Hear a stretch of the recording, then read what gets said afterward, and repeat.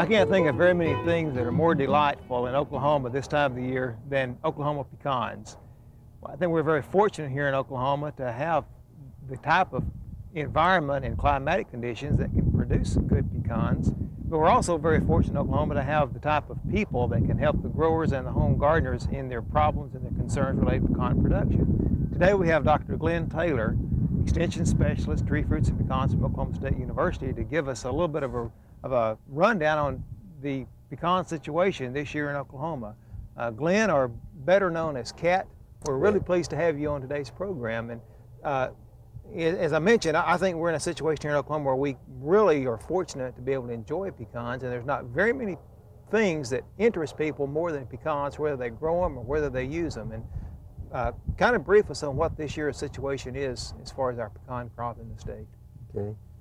Ray, this year is no different than many, in that when the air starts getting brisk and cool, the possums start to think about persimmons and people begin to think about pecans.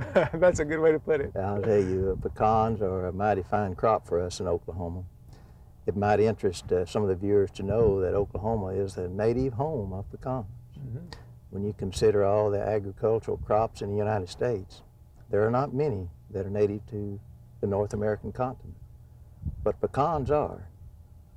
And pecans have a traditional characteristic about them, in that when they produce a large crop one year, the next year is usually followed by little or no production.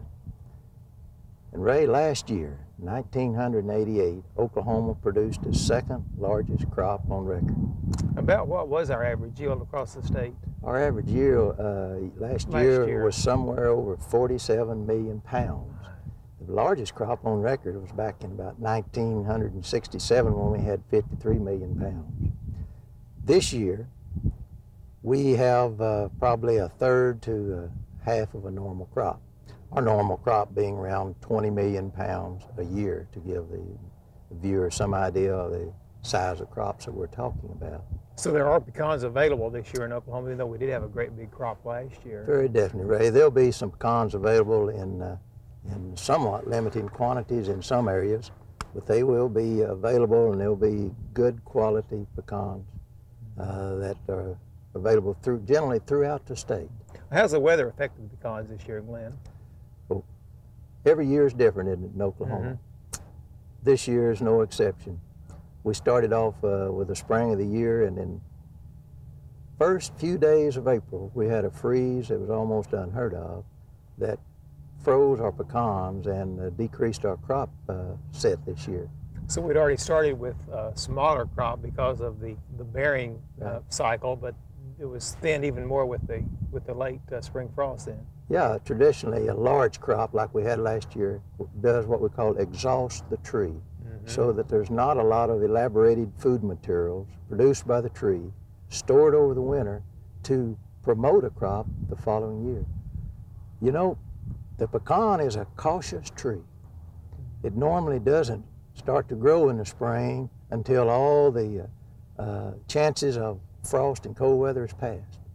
But this year, it just didn't wait quite long enough. And so in April, we had some of our growth frozen back, and we decreased our crop that way.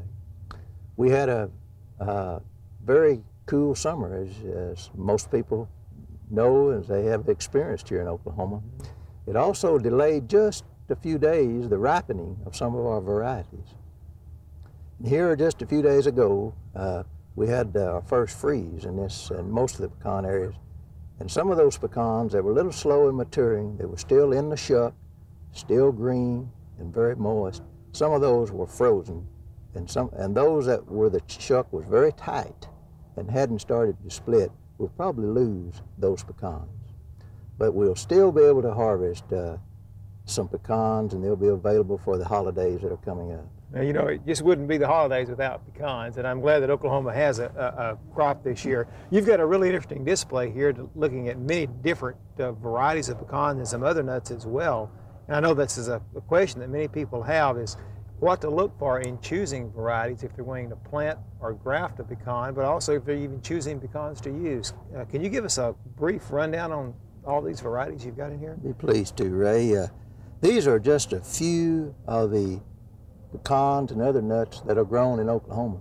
And many people are surprised when they see them to realize that this many are grown in Oklahoma. And Ray, this is just a few of them. Mm-hmm. These are just the more popular, the more common ones. Over on your side, we have what's called, and I've labeled them, the old favorites. Those are the varieties that many of our people will recognize as being old trees that maybe they know of. It's still standing in some old orchards throughout the state or in some of the homesteads plantings. The most popular variety in the world today is a nut called Stuart, S-T-U-A-R-T, and it's included in this list. It's a nut that's essentially made our industry. We're not planting as many Stuarts today as we were in the past because we feel we have some varieties that has advantages over the Stuart. Mainly, one of the criteria that we use to determine what variety to plant is we want one that starts to bear when it's young. Mm-hmm. Sure. That's something that the Stuart doesn't do. For an example, we might compare some varieties. The Stuart will normally start to bear at about 11 to 12 years of age after you set the tree out. Well, we have some varieties today that will start to bear in only 5 or 6 years after you set the tree out. Well, that could be a real advantage to a commercial producer or to a homeowner for that matter if they want earliness in production. Absolutely, absolutely. That's called precociousness in pecans. I remember that from a course I had on our Professor Herman Heinrich several years ago. Tell me a little bit about these other varieties. These varieties at the top here we call Indian varieties, and Ray, we might remind the folks that when they see a variety that has an American Indian tribe name on it, that pecan came from the United States Department of Agriculture breeding stations located in Texas. Mm-hmm. For example, we have some here, Mohawk, we have Choctaw, we have Wichita, Kiowa, Pawnee. Those are all American Indian tribe names, and they're all available to us to grow here in Oklahoma. Some of the viewers may be interested to know that we have 3 new varieties that's going to be released this spring. They haven't been officially released at this time, and one of those is going to be called Osage that we're looking at with much interest. But that variety, we understand, is a variety that matures early in the year, so it would be well adapted to growing in northern Oklahoma, where the growing seasons may be shorter. It's a rather small nut, but we understand it's an excellent quality nut from all the data that we can gather. Glenn, I know that many people become interested this time of the year in choosing pecan varieties or planting a tree, and this may not be the best time of the year to do that.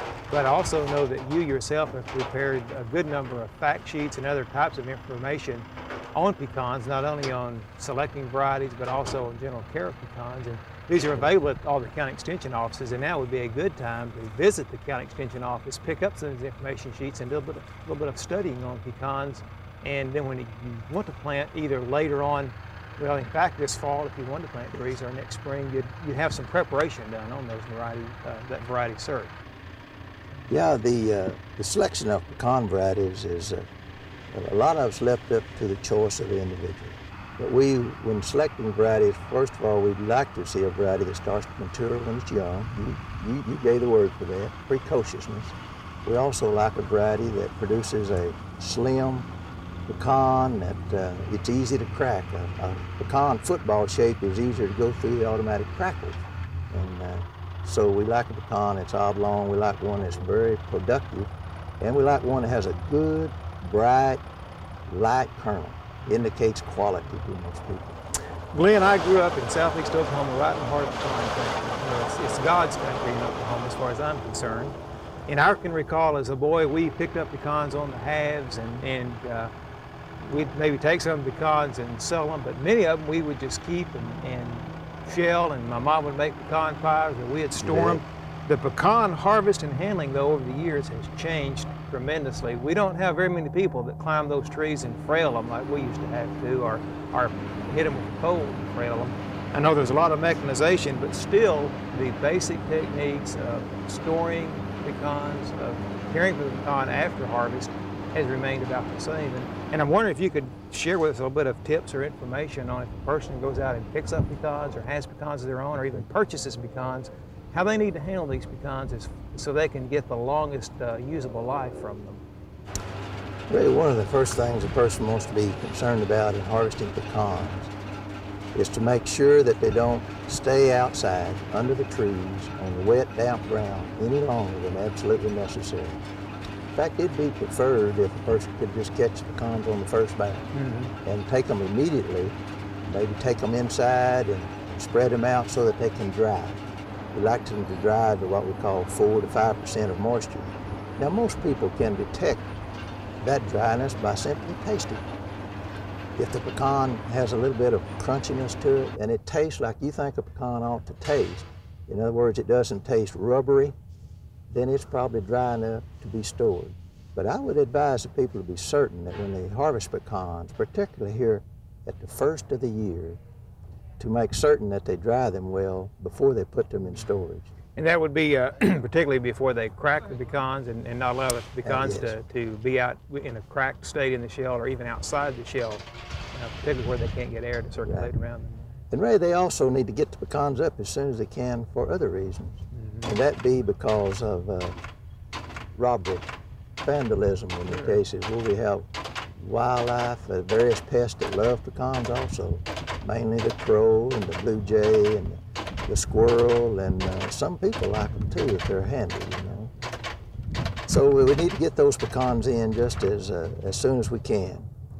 The good thing about a pecan is that it's easy to store.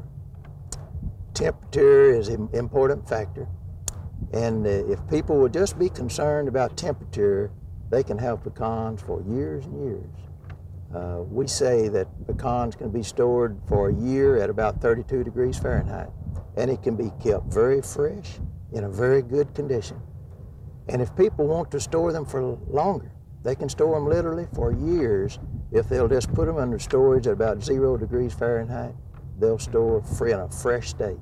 And that's why years and years. That's why you see many of these pecans that are on the grocery shelf in the bags that have already been shelled and ready to use, remaining fresh because they have been stored properly with the manufacturing and processors. Absolutely right. If they are stored under room temperature or warm conditions, as we'd call them, the pecan becomes what we call rancid, and it tastes rather rank, and it also develops a color, discoloration about the kernel, and they're sometimes easily detected by their discolored kernels. So they need to be kept under cool, cold storage conditions. That's the most important factor. Well, Glenn, there's many things that we'd like to visit with about pecans, but we're going to have you back on probably later on some future shows and find out more about pecans and the seasonal thing. But I want to let you know how much we appreciate having you here on today's program and kind of promoting Oklahoma pecans. And we sort of have a saying here that if the recipe calls for nuts, pecans makes it better. Absolutely. And I think you'd agree with us on that. We'd like to think that the pecan is truly the king of nuts. And it's a true native to Oklahoma. That's great. Glenn, we appreciate very much having you on the program today, and I want to encourage our Oklahoma gardening viewing audience to get out and enjoy Oklahoma pecans. They're a delightful crop for us here in Oklahoma. Very good. Thanks very much, Glenn. Thank you, Ray. Enjoy it.